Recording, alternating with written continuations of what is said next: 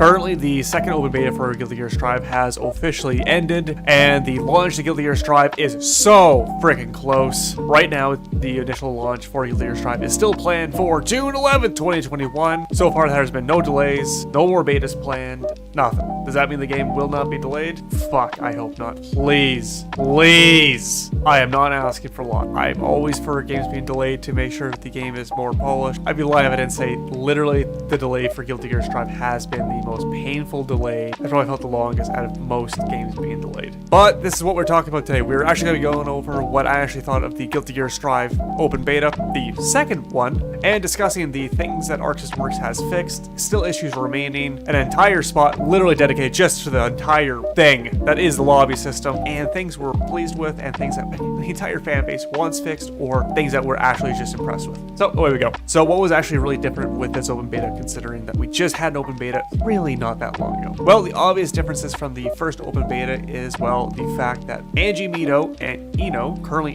two of the most new announced characters, were finally playable in this beta. So good luck finding any other fucking characters to fight. Jesus, I fought one Faust and one Zato during the entire beta, and one Mei, which I instantly fucking regretted. The Mei is the problem with this game. Start using the dolphins. All she does is dolphins. And then she rushes in and you can't get out. So that was the things that was the most basic. And overall, Angie Mito and Ino actually played very fun, very unique. A lot of people thought that Angie Mito in particular was either very clunky or was absolutely busted off the face of the planet. It honestly could go either way. The character's very skill expressive, so if someone's really technically advanced with the character, they can just make him look crazy. Best example is probably something like Yasuo from League of Legends. Things can go terribly, terribly rough with the character, but if you're using him optimally, he's a freaking beast. The other main thing was air attacks and or jumping felt extremely prevalent and extremely optimal in the other beta, which basically meant that jumping strong, do it. Which basically meant that jumping was very common and actually felt like a very solid thing to do in the game. That made things actually very problematic, especially with characters that had hard time getting into a fight. It made some matches very, very awkward. So Arc System Works finally decided to add more landing recovery during the second open beta, and believe it or not, it was actually met with mixed receptions. Despite the fact that a lot of people directly wanted this, people were not pleased. And then you actually had other people who directly wanted this, got it, and were fucking ecstatic. Honestly, I am very happy that they seem to have made jumping less just the go-to way to actually fight in the game. It's something that actually makes skill expression very more obvious, and I like the actual landing recovery. Does that mean when you actually get hit due to the landing recovery, it's fun? Obviously not. The other major thing was some very questionable character balancing. There was some things that were completely just clickbait title, yada yada. Unforeseen. The buffs to Chipped were absolutely very needed and fans were very appreciative of. And then there were the freaking nerfs to Nagaryuki, or buffs, it's not very apparent. Then the nerfs to Potemkin, which again, very obvious-ish that they were going to. Despite all of that, the nerfs to Nagaryuki were very, very blindsided. Holy. If you're not aware, in the previous open beta, a lot of people loved playing the character Nagaryuki. His passive was a blood well, and when it filled up, the character transformed into more of a vampire. When Nagaryuki was in his blood form, his moves had changed, and his health drained at a crazy pace. People really wanted to see the drain less damaging and wanted to see the moveset maybe fixed. They kept Nagaryuki's blood form moves, they kept his extreme damage to him in his blood form,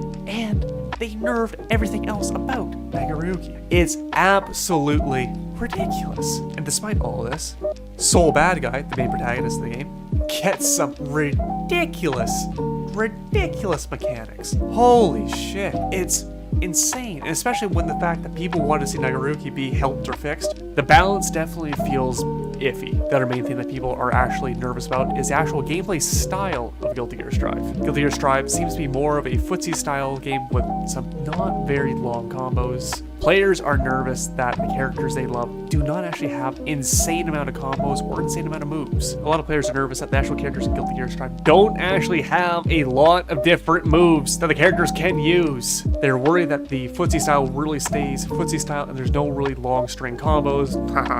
There's definitely some need for concern, but I honestly don't think it's as big of a concern as it's maybe being made out to be. As long as there's the capability to actually pull off long combos, it's fine. The most important thing is it doesn't matter. It's extremely technically taxing as long as it's actually feasible. Regardless if they're actually tricky, difficult, whatever. But the fact is that they are able to be pulled off. So you can have things like loops. So you can have actually technically impressive combos. Now, that sounds like a rough thing if you're not really great at the game. I'm not amazing at the game. It's slightly rough for newer players who want to actually have combos that are not just quick. Having to pull off such rough, convoluted combos to actually keep a long combo going, but this is something that Arc System Works could maybe fix before the game's actual launch or in patches. Another thing I'd like to see would be definitely changing the amount of games per match. Right now, Guilty Gear Strive has a lot of damage. Arc System Works has definitely said they are adamant about having the damage remain a crazy high amount. When it's a first to the match is fucking over so quickly.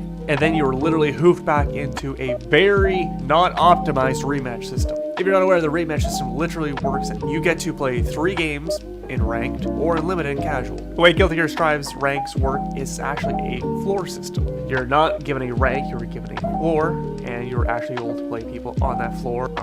It's actually a very unique system, but the problem is anytime your rank is adjusted, which means you are sent up a floor or down a floor, it kicks you out of the rank match. So there will be some times where you will literally fight someone twice, get ready for the 3rd match, only to have the game abruptly end.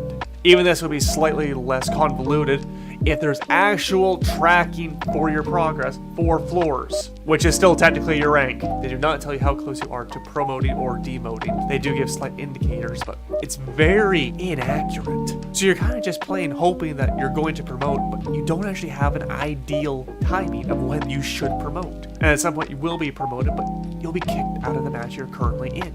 You don't get to actually finish your 3 games. Clarity needs to be implemented. So that's what we're seeing with gameplay wise. What about the netcode? So, just like always, Guilty Gear Strive, roll back netcode, yada yada yada. Is she still solid? Thank fuck she is. A lot of people said they actually encountered slightly more issues. I actually encountered less issues this time than the last beta. Regardless, the issues are still tiny at best. The netcode still seems phenomenal and arguably some of, if not the most optimal netcode for a fighting game. There's at least one thing that is undeniably fantastic. Arc System Works gave out a poll after the first open beta for Guilty Gear Strive, asking fans what they want to see fixed. This ranged from everything from balance to characters to stages to music. Haha. The most undeniably damning thing fans said was they fucking hate the lobbies. This is one of the major reasons Guilty Gear Strive was delayed till June 11th, and this was the thing that Arc System Works really wanted to try and fix as best they could. So, how do lobbies look in the beta? Yep,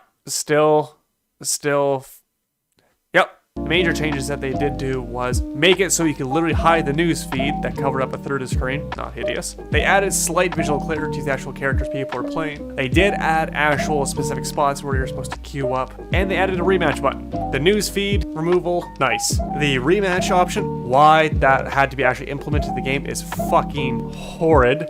Actually getting a match arranged actually feels 10 billion times more convoluted than it genuinely needs to be in order to get a match started. Someone has to be in standby waiting for someone to play. But you can go in training mode and wait for a match, but this is not done in the background. The game physically takes your character and puts that character in standby mode. It literally solves a solution in the most archaic, fucking complicated way possible. Then there's the issue that if multiple people try and fight one person at the same time, the lobby actually gets completely and utterly baffled and will be unable to actually make a game. To be fair, I have not heard a lot of this, and I think Maximilian Dude was one of the only ones that actually seen with this problem, but discourages streamers and content creators from actually playing with their fans, which actually hurts the accessibility of the game. The sad thing is, a lot of people are worried that if the lobby is fixed to something that is sufficient, there's a very, very high likelihood the game will be delayed again. You can't keep getting away with it!